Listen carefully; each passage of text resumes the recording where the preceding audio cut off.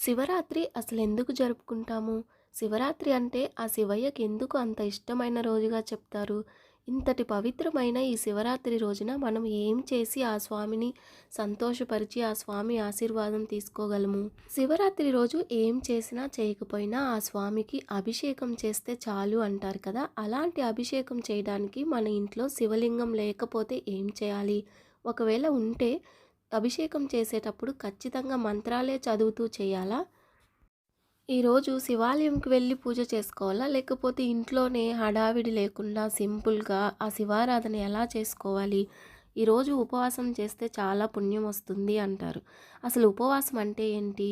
ఈరోజు జాగరణ కూడా చేయాలి. అది చాలా ముఖ్యము అంటారు. అసలు జాగరణ అంటే ఏంటి? ఈరోజు అభిషేకం చేయడం చాలా మంచిది అంటే, ఇంకా లింగోద్భవ కాలంలో అభిషేకం చేస్తే చాలా మంచిది అంటారు. అసలు ఈ లింగోద్భవ కాలం అంటే ఏమిటి? మొదటిసారి ఈ శివరాత్రి పూజని ఆచరించాలి అనే వాళ్ళకి ఇంకా ఎన్నో డౌట్లు వస్తూ ఉంటాయి కదా! ఇలాంటి డౌట్స్ అన్నీ క్లియర్ చేస్తూ సింపుల్‌గా మహాశివరాత్రి రోజు ఆ శివయ్యని మనం ఇంట్లోనే సింపుల్‌గా ఎలా పూజ చేసుకోవచ్చో ఈ వీడియోలో అయితే మీకు చూపిస్తాను. సింపుల్‌గా పదే పదే ఎందుకు అంటున్నానంటే, ప్రజెంట్ సోషల్ మీడియా ప్రభావం వల్ల యూట్యూబ్‌లో చాలా వీడియోస్ వస్తున్నాయి. ఈ వీడియోస్ అన్నీ సింపుల్‌గా పూజ చేసేవాళ్ళు చూస్తూ, అరే! వాళ్ళు చాలా బాగా చేశారు, చాలా ఏవేవో పెట్టి చేశారు, అలా చేస్తేనే పూజ అవుతుందేమో, మనం సింపుల్‌గా ఇలా చేస్తే పూజ కాదేమో, మనం చేసేది చేయకూడదేమో అని చాలామంది భయపడి పూజ చేయడం కూడా ఆపేస్తున్నారు. అలా ఆపేస్తున్న వాళ్ళకి నేనేం చెప్తున్నానంటే, సింపుల్‌గా ఇంతకుముందు పండగ అంటే ఏ పండగైనా కానివ్వండి, మనము దీపారాధన చేసుకొని, ఆ దేవుడికి ఒక పువ్వు సమర్పించి, ఆ బత్తీలు వెలిగించుకొని, ఆ దేవుడికి ప్రసాదం చేసి పెట్టుకొని, ఆ దేవుడికి సంబంధించిన శ్లోకాలు, పాటలు ఇవన్నీ చదువుకొని, చివరిలో ఒక కొబ్బరికాయ కొట్టుకొని, మన మనసులో కోరిక చెప్పుకునే వాళ్ళమి.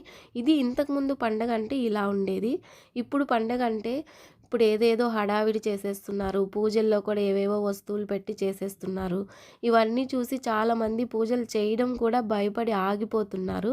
అలా ఏం భయపడాల్సిన అవసరం లేదండి. వాళ్ళ దగ్గర ఉన్న వస్తువులు పెట్టి వాళ్ళు చేశారు. మన దగ్గర ఉన్న వస్తువులు మనం పెట్టుకొని, మన కళ్ళకి, మన మనసుకి ప్రశాంతంగా అనిపించే విధంగా అయితే ప్రతి ఒక్క పూజ మనం చేసుకోవచ్చు. వెల్కమ్ టు మై ఛానల్ ఆనంద స్వప్నం వ్లాగ్స్. మన ఛానల్ని ఎవరైనా ఫస్ట్ టైం చూస్తున్నట్లయితే ప్లీజ్ సబ్స్క్రైబ్ చేయండి. అలాగే వీడియో మొత్తం చూసిన తర్వాత మీకు వీడియో నచ్చింది అనిపిస్తే లైక్ కూడా చేయండి. ప్రతి పండగకి ఎటువంటి హడావిడి లేకుండా మన మనసుకు నచ్చినట్టు ఇంతకు ముందు పాత రోజుల్లో ఎలాగ సింపుల్గా పూజ చేసుకునేవాళ్ళో ఆ పూజా విధానం అయితే మన ఛానల్లో వస్తూ ఉంటుంది. ఎవరైనా అలాంటి పూజా విధానాలు కావాలి అనుకున్న వాళ్ళు కూడా మన ఛానల్ని సబ్స్క్రైబ్ చేయండి. నాదైతే స్టార్టింగ్ స్టేజ్లో ఉంది కాబట్టి ఒక 200 లైక్స్ ఈ వీడియోకి ఎక్స్పెక్ట్ చేస్తున్నాను. చూస్తాను ఎంతమందికి నా వీడియో నచ్చుతుంది అనేది. అసలు మహాశివరాత్రి అంటే ఏమిటో తెలుసుకుందాము. మహాశివరాత్రి రోజున ఆ శివయ్య లింగ రూపంలో ఆవిర్భావం చెందిన రోజుగా కూడా చెప్తారు.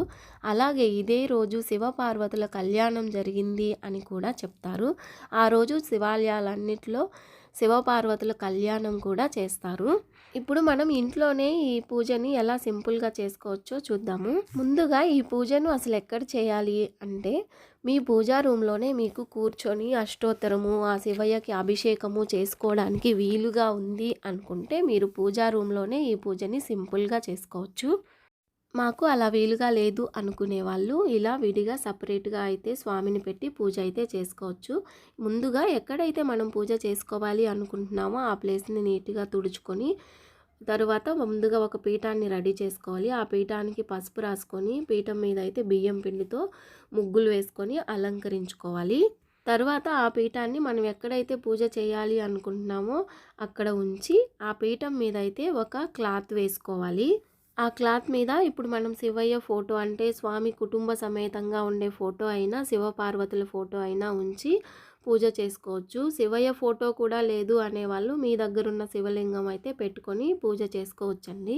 శివపార్వతుల ఫోటో లేని ఇల్లు అయితే అస్సలు ఉండదు కదండి. ఆ శివపార్వతులు అంటే మనకి అమ్మా నాన్నలు అని చెప్తారు కదా. ఆ శివపార్వతులు ఇద్దరిని నిత్యం ఏ ఇంట్లో అయితే పూజ చేస్తూ ఉంటారో ఆ ఇంట్లో వేటికి లోటు ఉండదు. ఎప్పుడూ ఆ ఇల్లు కలకలలాడుతూ ఉంటుంది అని అయితే చెప్తూ ఉంటారు కదా. ఇప్పుడు ఆ క్లాత్ మీదయితే మనం ఒక తమలపాకు ఉంచుకొని, ఆ తమలపాకు మీద కొంచెం బియ్యం వేసుకొని, ఆ బియ్యం పైనయితే కాస్త పసుపు, కుంకుమలు వేసుకోవాలి. ఇప్పుడు ఆ పసుపు, కుంకుమలు వేసినటువంటి బియ్యం మీద మనం ఏ ఫోటో అయితే పూజలో పెట్టాలి అనుకుంటున్నామో, ఆ శివపార్వతుల ఫోటోకి గంధము, పసుపు, కుంకుమలతో అలంకరణ అయితే చేసుకొని, అయ్యా శివయ్య, ఈ శివరాత్రి రోజున నీకెంతో ఇష్టమైనటువంటి ఈ శివరాత్రి రోజున నా శక్తి కొలది నేను నిన్ను పూజ చేసుకోవాలి అనుకుంటున్నాను. వచ్చి నా పూజ స్వీకరించి నన్నైతే ఆశీర్వదించు తండ్రి అని చెప్పి ఆ శివయ్యకి నమస్కారం చేసుకొని, ఆ పసుపు కుంకుమలేసినటువంటి ఆ బియ్యం మీద ఆ శివపార్వతులిద్దరు ఫోటోనైతే మనం ఉంచుకోవాలి. ఇప్పుడు శివపార్వతుల ఫోటోకి మనం పూలతో అయితే అలంకరణ చేసుకోవాలి. ఇప్పుడు దీపారాధన. ఈ దీపారాధన విషయంలో కూడా చాలామంది డౌట్ కాదులెండి, కన్‌ఫ్యూజ్ అయిపోతున్నారు. ఏ దీపం పెట్టాలి అని. ఎందుకంటే సోషల్ మీడియాలో అన్ని రకాల దీపాలు చూపిస్తూ ఉండేసరికి కొంతమంది అంటే స్టార్టింగ్ స్టేజ్‌లో ఇప్పుడిప్పుడే పూజలు చేయాలి అనుకునే వాళ్ళు అసలు ఏ దీపం పెట్టాలి వీన్నిట్లో అని కన్‌ఫ్యూజ్ అవుతున్నారు. నారికేళ దీపం పెట్టాలా? పిండి దీపం పెట్టాలా? లేకపోతే అఖండ దీపం పెట్టాలా? కొంతమంది రుద్రాక్షలు వేసి ఆ శివయ్యకి ఎంతో ఇష్టం అని చెప్పి రుద్రాక్షల మీద దీపం వెలిగిస్తున్నారు. ఏ దీపం పెట్టాలి ఈ శివరాత్రి రోజు అని కన్‌ఫ్యూజ్ అవుతున్నారు. మనమంత కన్‌ఫ్యూజ్ అవ్వాల్సిన అవసరం ఏమీ లేదండి. మనం రోజు ఎలాగైతే ఇంట్లో దీపారాధన చేసుకుంటామో అలాగే నార్మల్‌గా దీపారాధన కూడా చేసుకోవచ్చు. అఖండ దీపం అంటే ఆ ఉదయం శివరాత్రి రోజు ఉదయం నుంచి తర్వాత మరుసటి రోజు ఉదయం వరకి మన ఇంట్లో ఆ శివయ్య ముందు దీపం వెలగాలి అని అనుకుంటే ఆ దీపాన్ని మనము మెయింటైన్ చేయగలము, ఆరిపోకుండా చూసుకోగలము అనుకుంటే మీరు అఖండ దీపం అయితే పెట్టుకోవచ్చు.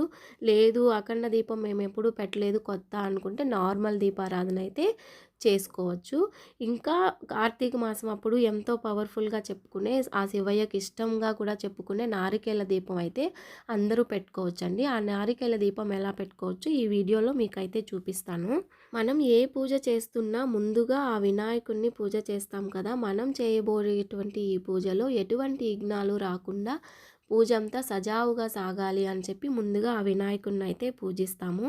ఆ వినాయకుడి పూజ కోసం మనం పసుపుతో వినాయకుడిని చేసుకొని ఆ స్వామికి పంచోపచార పూజ అంటే ధూపం, దీపం, పుష్పం, గంధం అన్నీ సమర్పించి దీపారాధన చేసి దీపం చూపించి తర్వాత చివర్లో స్వామివారికి ఎంతో ఇష్టమైనటువంటి ఒక చిన్న బెల్లం ముక్కని స్వామికి నైవేద్యంగా పెట్టి, స్వామి నేను చేయబోయేటువంటి ఈ పూజలో ఎటువంటి విఘ్నాలు రాకుండా నా మనసుకు నచ్చిన విధంగా ఆ శివయ్యని నేను పూజ చేసుకునేలాగా ఆశీర్వదించు తండ్రి అని చెప్పి కొన్ని అక్షతలైతే గణపతి దగ్గర వేసుకొని నమస్కారం చేసుకొని ఇక మనం శివారాధన అయితే స్టార్ట్ చేసుకోవాలి. ఇక్కడ అందరికీ వచ్చే డౌట్ ఏంటంటే శివరాత్రి రోజు ఏం చేసినా చేయకపోయినా అభిషేకం చెయ్యాలి అంటారు కదా! అభిషేకం చేయాలంటే స్వామి చిత్రపటానికి అభిషేకం చేయలేం కదా! అభిషేకం చేయాలంటే మన దగ్గర శివలింగం ఉండాలి. ఒకవేళ శివలింగం లేకపోతే ఏం చేయాలి అనుకుంటూ ఉంటారు. కార్తీక మాసంలో ఇంకా కొన్ని ఇలా మహాశివరాత్రి ఇలాంటి స్పెషల్ డేస్‌లో ఆ స్వామివారికి అభిషేకం చేయాలి అనిపించినప్పుడల్లా అసలు ఇంట్లో శివలింగం ఉండొచ్చో, ఉండకూడదో, ఒకవేళ ఇంట్లో శివలింగం ఉంటే చాలా నియమాలు పాటించాలేమో, ఆ నియమాలన్నీ నేను పాటించలేనేమో అని నేను భయపడుతున్న టైంలో ఒక విషయం తెలుసుకున్నాను. అన్ని శివలింగాల్లో కల్లా మట్టితో చేసినటువంటి శివలింగం అంటే దీన్ని పార్థివలింగం అని, మృత్తికలింగం అని కూడా అంటారు. ఈ మట్టితో చేసినటువంటి శివలింగానికి అభిషేకం చేసుకుంటే చాలా మంచిది అనే విషయం తెలుసుకున్నాను. అప్పటి నుంచి నా భయం అంతా పక్కన పెట్టేసి ఎప్పుడైతే ఆ శివయ్యకి అభిషేకం చేయాలి అనుకుంటున్నానో ఆ రోజు ఇలా కొంచెం మట్టి తీసుకొని చిన్న శివలింగం ఒకటి చేసుకొని పూజలో పెట్టుకొని అభిషేకం చేయడం అయితే స్టార్ట్ చేశాను. ఈ మట్టితో చేసినటువంటి శివలింగాన్ని అంటే మనం ఎవరు తొక్కని మట్టితో ఈ శివలింగం చేసుకోవాలి అంటారు. ఎవరు తొక్కని మట్టి అంటే పుట్టమన్ను అంటారు కదా! పుట్టమన్ను అందరికీ దొరకకపోతే కుండీలో ఉండేటువంటి అంటే మన ఇంట్లో పూల మొక్కలు ఉంటాయి కదా! మంచి వాటర్ పోస్తూ ఎటువంటి అంటే కొంతమంది ఎగ్స్, ఆనియన్ తొక్కలు ఇలా వేస్తుంటారు చెట్లకి. అలా ఏమీ వేయకుండా నీట్‌గా మెయింటైన్ చేసేటువంటి కుండీలో ఉండేటువంటి మట్టితో కూడా మనము శివలింగాన్ని చేసుకొని పూజలో పెట్టుకోవచ్చండి. ఈ మట్టితో శివలింగాన్ని ఎలా చేయాలో ఈ వీడియో స్టార్టింగ్‌లోనే మీకు చూపించాను. ఎవరికైనా శివలింగం చేయడం రాకపోతే వీడియో ఫాలో అవుతూ మీరు శివలింగాన్ని కూడా చేసుకోవచ్చు. ఇప్పుడు స్వామివారికి దీపారాధన చేద్దాము. మనము మామూలుగా చేసేటువంటి దీపారాధన కాకుండా ఈ పర్వదినం అయినటువంటి మహాశివరాత్రి రోజున ఆ స్వామికి ఎంతో ఇష్టంగా చెప్పబడేటువంటి నారికేళ దీపం అయితే అందరూ పెట్టుకోవడానికి ట్రై చేయండి. ఈ నారికేళ దీపాన్ని లేదా కొబ్బరి దీపాన్ని ఎలా పెట్టుకోవాలంటే, ఈ దీపం పెట్టుకోవడానికి ముందుగా మనము ఒక ఇత్తడి ప్లేట్ కానీ లేదా రాగి ప్లేట్ కానీ తీసుకొని, ఆ ప్లేట్‌లో ఒక 3 గుప్పెళ్ళ బియ్యం వేసుకొని, ఆ బియ్యంలో కాస్త పసుపు, కుంకుమ వేసుకొని, మనం కొబ్బరికాయ తీసుకొని, ఆ కొబ్బరికాయ 3 కళ్ళు ఉంటాయి కదా! ఆ వైపు మనమైతే దీపానికి తీసుకోవాలి.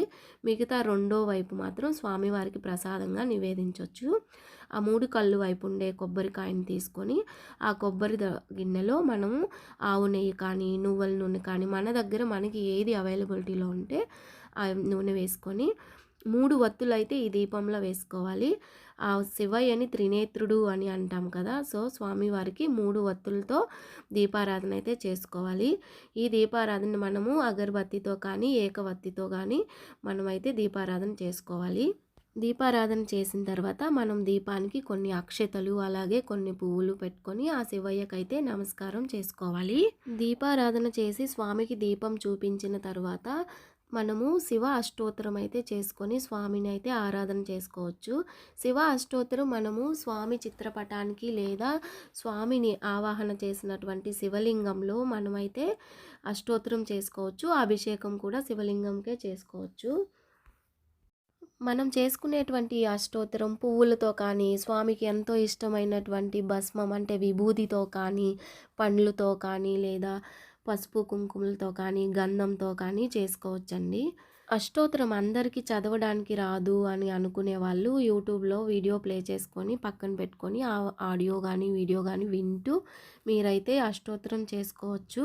ఆ పేర్లన్నీ నోటికి రావు, నోటికి తిరగవు అనుకునే వాళ్ళు ఆ అష్టోత్తరం ప్లే అయినంత సేపు మీరు ఓం నమః శివాయ, ఓం నమః శివాయ అనుకుంటూ మీరైతే అష్టోత్తరాన్ని చేసుకోవచ్చు.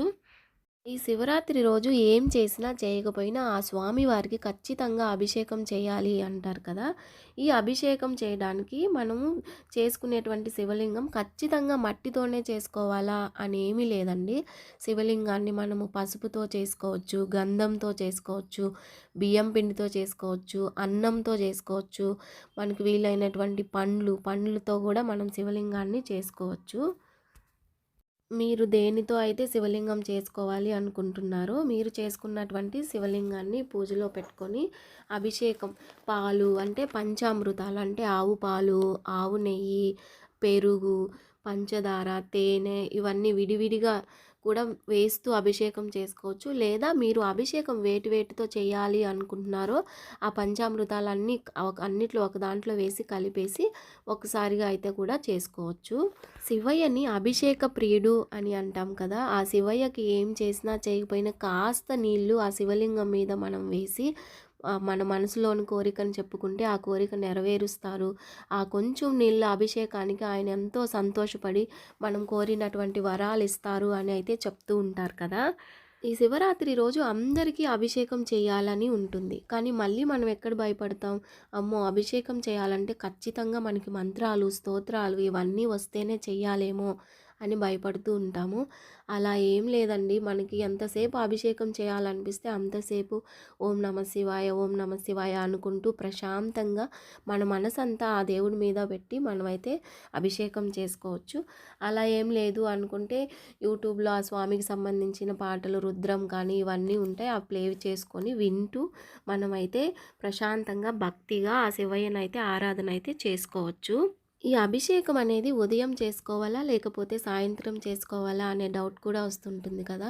శివరాత్రి రోజు ఉదయాన్నే లేచి మనం ఈ పూజకంతా సిద్ధం చేసుకొని, స్వామికి ఉదయాన్నే నార్మల్‌గా దీపారాధన చేసుకొని, శివోష్టోత్తరం అవన్నీ చేసుకొని, వీలైతే అప్పుడే మీరు అభిషేకం చేసుకోవచ్చు.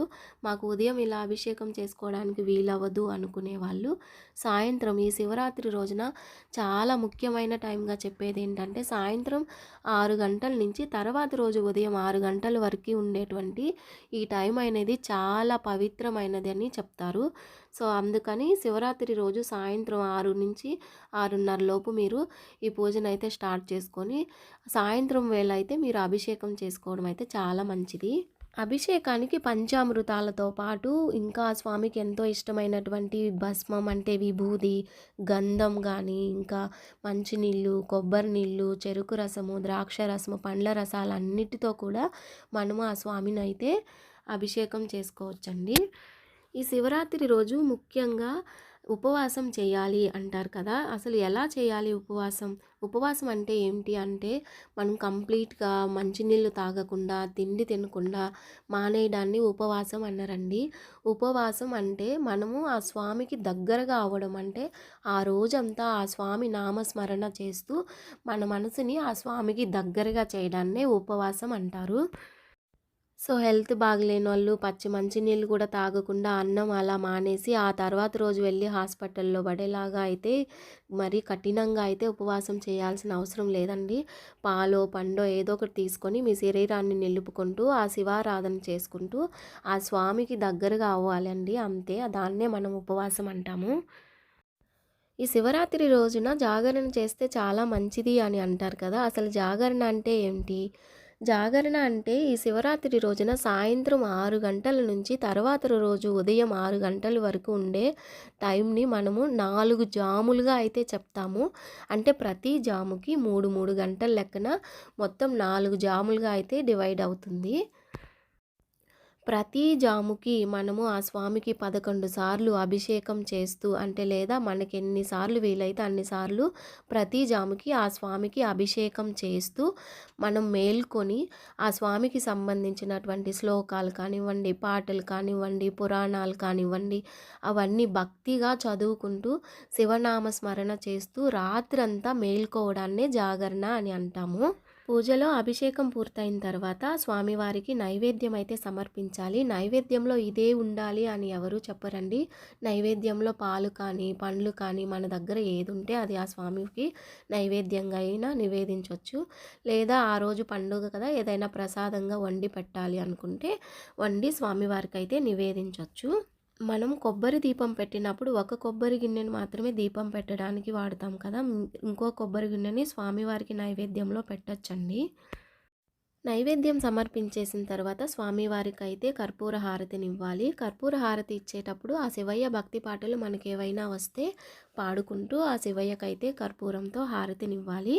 హారతి ఇచ్చేసిన తర్వాత స్వామివారికి మంత్రపుష్పం సమర్పించాలి.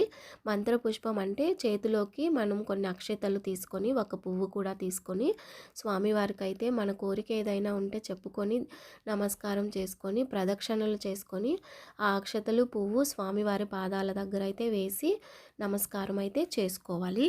పూజ అయితే పూర్తయిందండి. ఇలా సింపుల్‌గా మనం శివరాత్రి రోజు ఆ శివయ్యని ఇంట్లోనే మనకి నచ్చిన విధంగా అయితే పూజ చేసుకోవచ్చు.